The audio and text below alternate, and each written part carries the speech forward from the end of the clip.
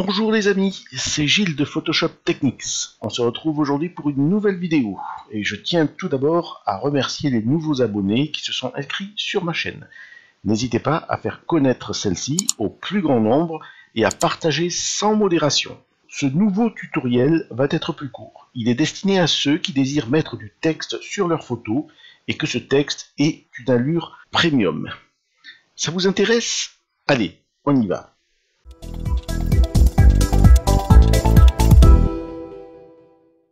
Nous voici en présence de cette image qui pourrait s'apparenter à une photo pour une publicité d'une marque de vêtements.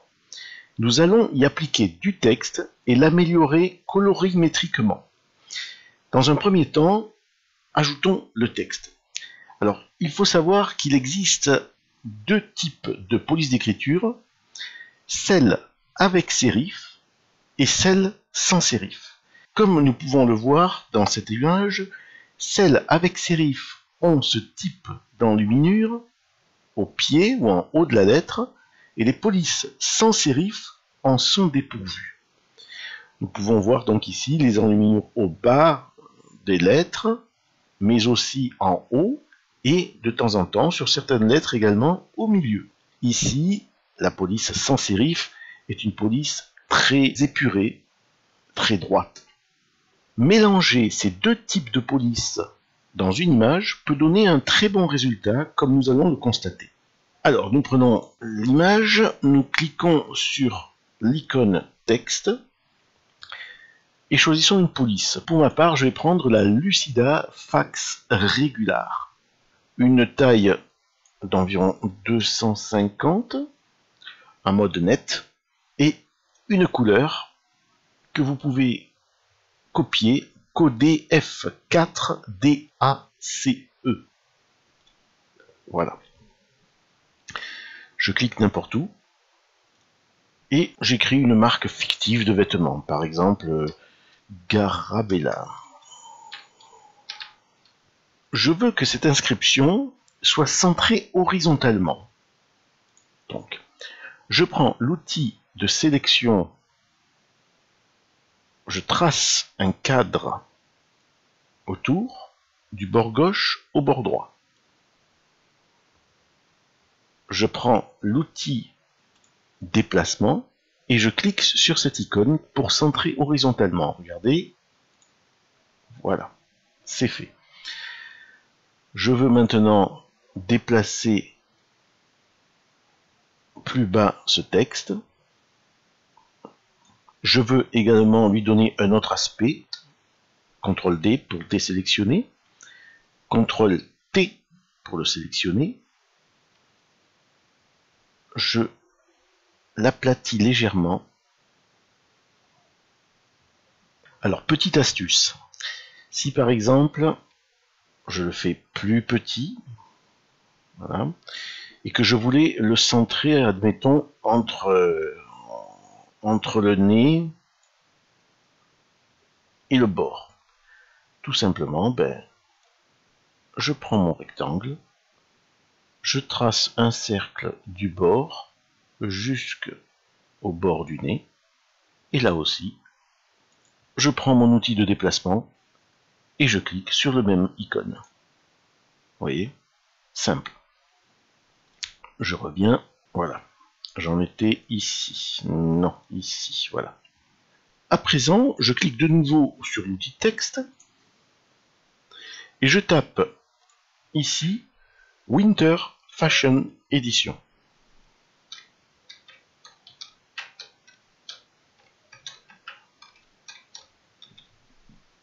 Voilà. Je sélectionne la totalité.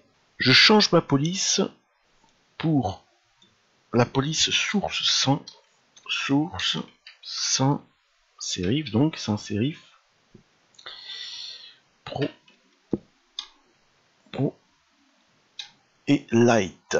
Voilà, celle-ci, évidemment, je la fais plus petite, je fais le texte bien plus petit.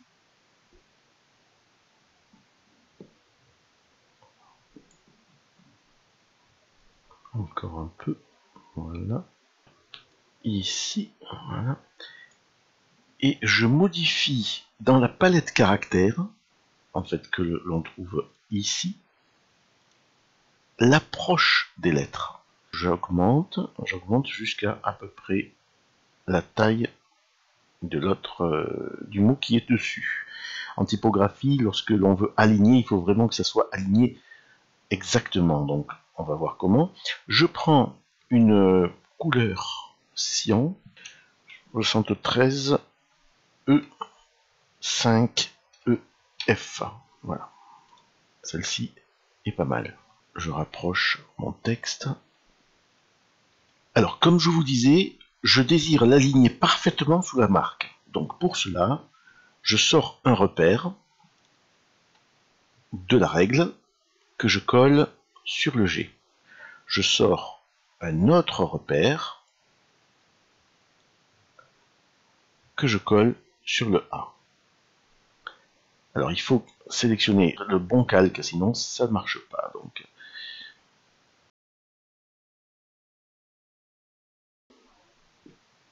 là.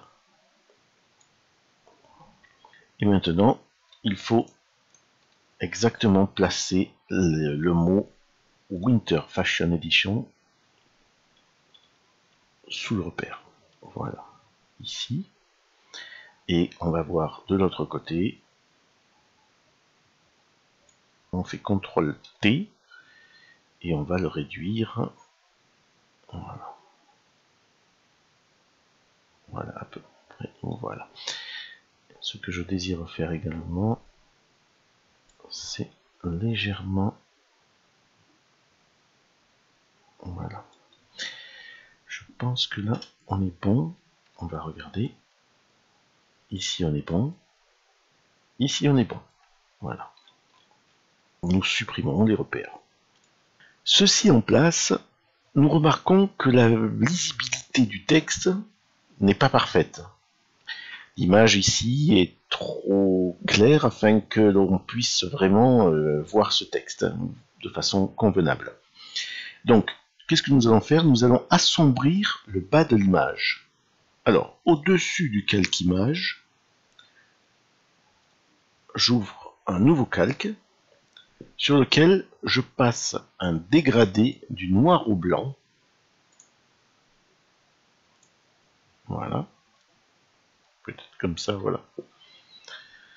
Que je passe en mode produit.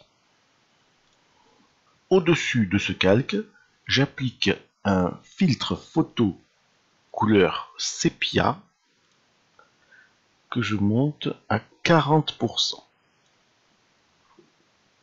Puis une courbe,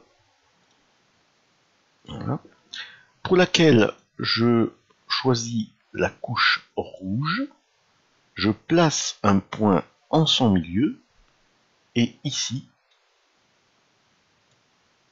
plutôt ici, je réduis à 229 en entrée, voilà.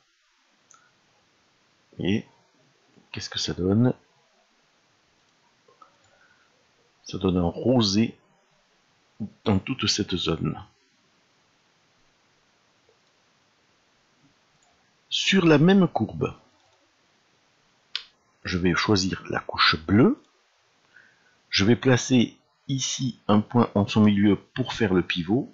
Et par contre, ici, je vais choisir donc un point avec 0 en entrée et 23 en sortie, afin de donner une couleur bleutée dans les sombres.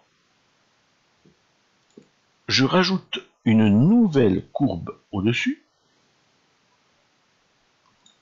Et cette fois-ci, la courbe RVB, je prends ce point, je le mets au milieu, je prends ce point, je le mets également au milieu. Puis, cette courbe, je la passe en mode superposition et je diminue le fond à 19%. Ça a pour effet, si vous voulez, de diminuer le contraste et de rendre cette image plus mystérieuse. Avant, après. Enfin, je vais placer un LUT, une lookup table, en insérant une correspondance de couleurs et en choisissant Gold Crimson. Mais je ne veux pas que cette correspondance de couleurs se fasse sur la totalité de l'image. Je vais donc sur le masque, peindre, donc avec une couleur noire, voilà, 100% en opacité, 100% en flux. J'agrandis ma brosse, je la rends souple, brosse non dure.